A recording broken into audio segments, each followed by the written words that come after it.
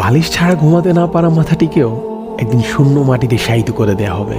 দামি মেকআপ, শাড়ি আর গয়না পেঁচিয়ে থাকা দেহটাও একদিন সাদা কাফনে মোড়ানো হবে। সামান্য বৃষ্টিতে ভিজলে জ্বর ঠান্ডা লেগে যাওয়া দেহটাও একদিন বৃষ্টি স্নাত স্যাঁতস্যাঁতে মাটির নিচে থাকবে। একটু গরম সহ্য করতে না পারা দেহটাও হয়তো একদিন কবরে আযাবের আগুনে পড়বে।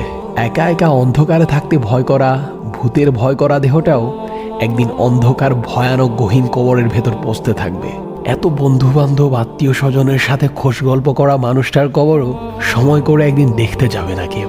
দিনে শতবার শূন্যতা অনুভব করা অথবা ভালোবাসি বলা মানুষগুলো মৃত্যুর কিছুদিন পর থেকে আর আপনাকে মনে রাখবে না।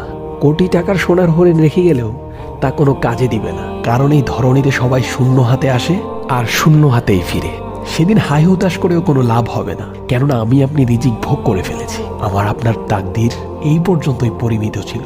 আল্লাহ আমাদের সকলের কবরের আযাব মাফ করে দিন ও মৃত্যু পরবর্তী জীবনের জন্য প্রস্তুতি গ্রহণের তৌফিক দান করুন, আমিন। যেমনভাবে আল্লাহ রাব্বুল আলামিন বলেছেন, ইয়া আইয়ুহাল্লাযীনা আমানু, হে মুমিনগণ, লা তুলহিকুম আমওয়ালুকুম ওয়ালা আওলাদুকুম আন যিকরিল্লাহ, তোমাদের ধন সম্পদ এবং সন্তান সন্ততি তোমাদের যেন আল্লাহর স্মরণ থেকে গাফেল না রাখে। ওয়া মান ইয়াফআল যালিকা ফাউলাইকা হুমুল খাসিরুন, আর যারা এই কারণে গাফেল হয় তারাই তো ক্ষতিগ্রস্ত।